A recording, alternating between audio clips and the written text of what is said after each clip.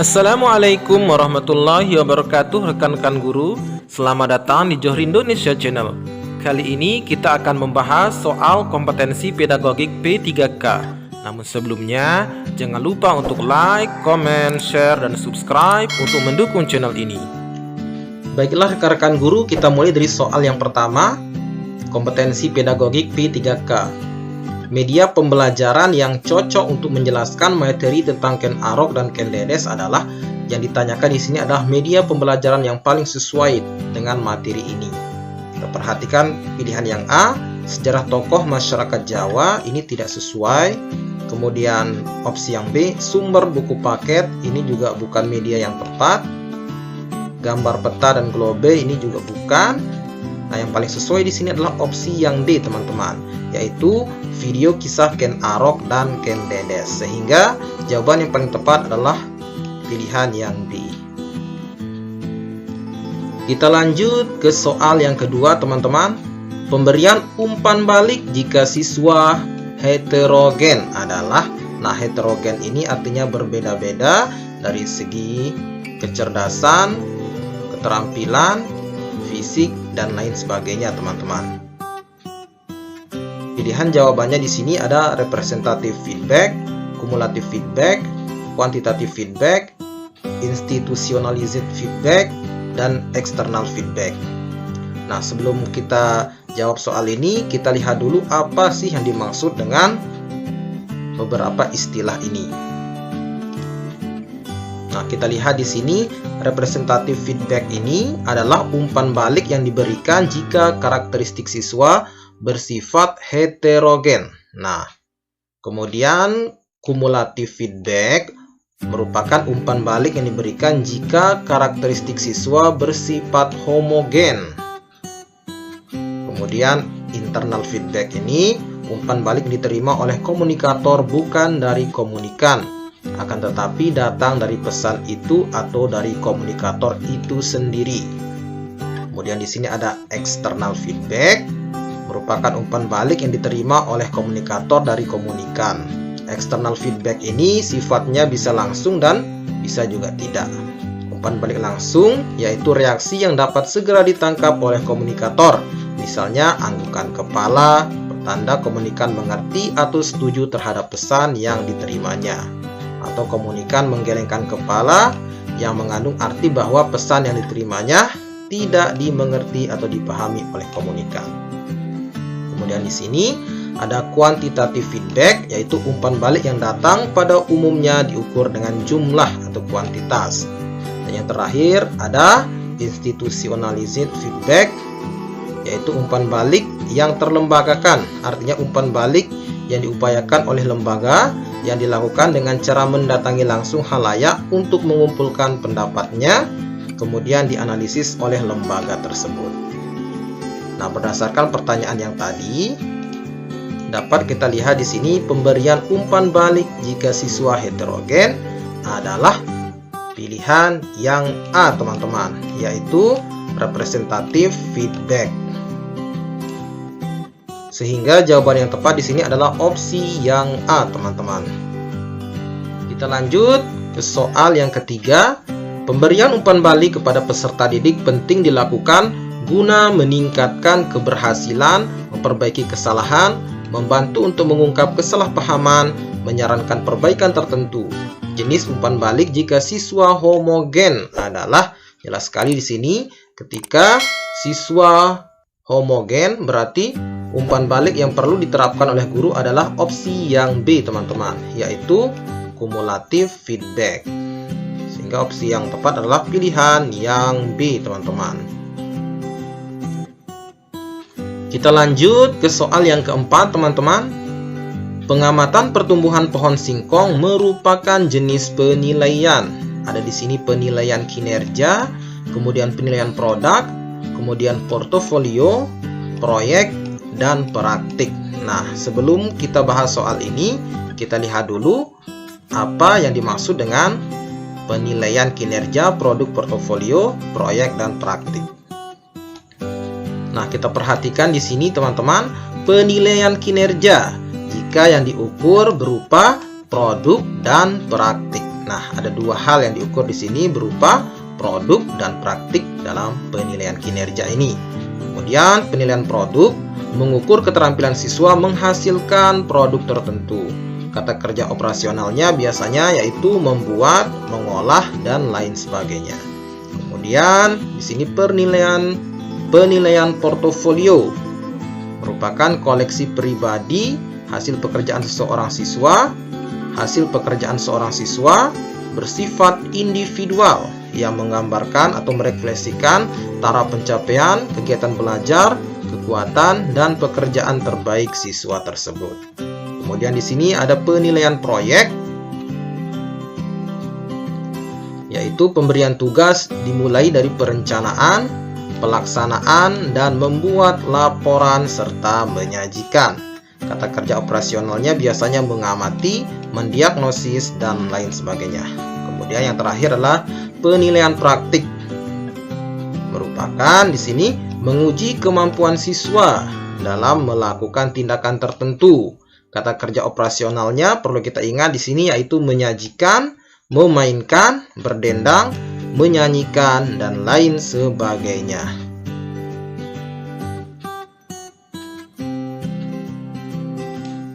Kita kembali ke soal nomor 4. Pengamatan pertumbuhan pohon singkong merupakan penilaian. Karena di sini kata kerja operasionalnya adalah pengamatan atau mengamati, maka penilaian ini termasuk jenis penilaian proyek, teman-teman. Sesuai dengan kata kerja operasional pada penilaian proyek. Sehingga opsi yang tepat adalah opsi yang D. Kemudian kita lanjut ke soal yang kelima. Menyanyikan lagu Indonesia Raya merupakan jenis penilaian. Kata kerja operasionalnya di sini adalah menyanyikan, teman-teman. Sehingga jenis penilaian yang dimaksud adalah jelas sekali yaitu opsi yang E, yaitu penilaian praktik. Kita lanjut ke soal yang ke-6. Membuat anyaman merupakan jenis penilaian. Nah, ada di sini kinerja, produk, portofolio, proyek, dan praktik. Karena di sini kata kerja operasionalnya adalah membuat, maka ini merupakan jenis penilaian produk, teman-teman, yaitu opsi yang B.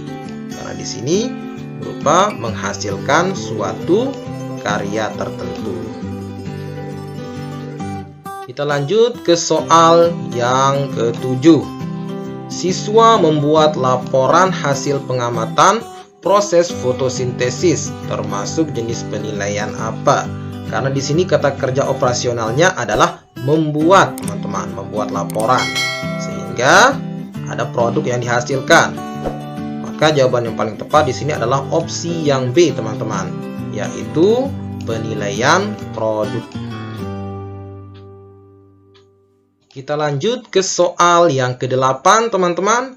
Siswa menyajikan laporan hasil pengamatan proses fotosintesis termasuk jenis penilaian apa?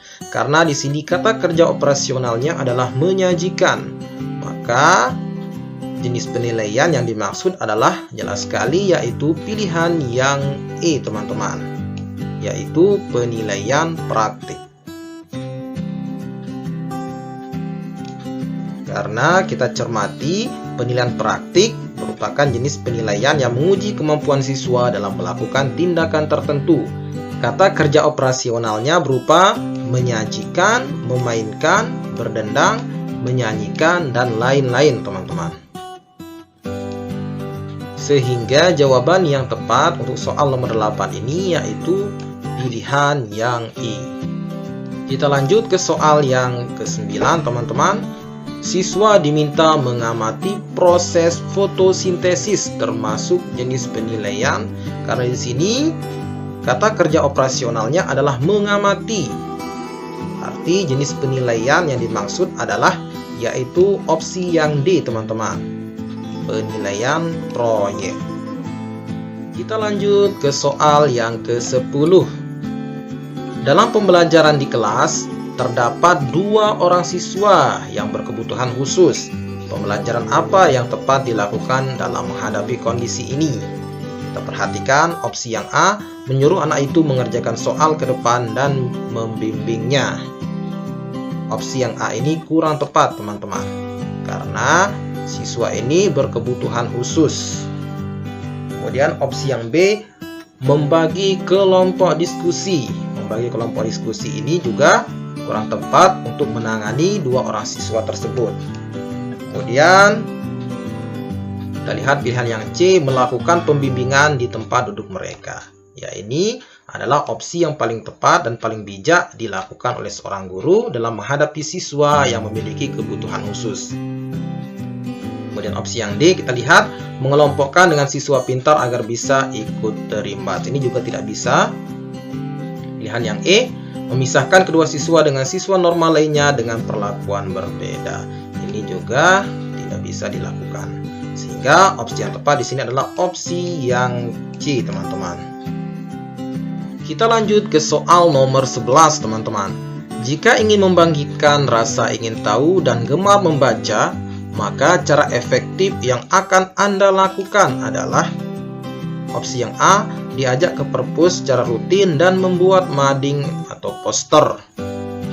Kemudian opsi yang B, diajak ke laboratorium sains dan mencari literatur tentang sains. Ini juga dapat dilakukan oleh seorang guru guna membangkitkan rasa ingin tahu dan gemar membaca para siswa. Kemudian yang C, kegiatan membaca rutin setiap pagi sebelum masuk ruangan dan membuat majalah dinding. Ini juga bisa dilakukan. Kemudian yang D, memajang hasil karya puisi siswa. Kemudian yang E, lomba menulis naskah drama. Ini tidak bisa dilakukan karena siswa belum memiliki rasa ingin tahu dan gemar membaca. Maka yang ditanyakan di sini adalah cara yang efektif yang kita lakukan untuk membangkitkan rasa ingin tahu dan gemar membaca siswa. Sehingga di antara pilihan-pilihan ini yang paling cocok dilakukan adalah opsi yang B, teman-teman, yaitu siswa diajak ke laboratorium sains dan mencari literatur tentang sains. Ini guna menumbuhkan rasa ingin tahu dan gemar membaca para siswa.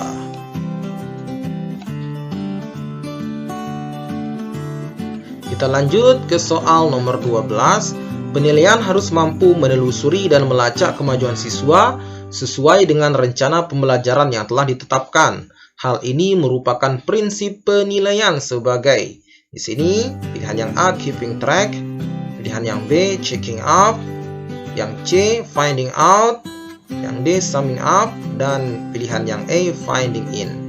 Nah, sebelumnya kita harus tahu dulu apa definisi dari pilihan-pilihan ini.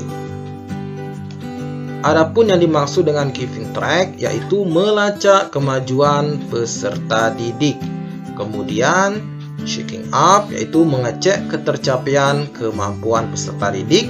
Kemudian finding out mendeteksi kesalahan, dan summing up yaitu menyimpulkan.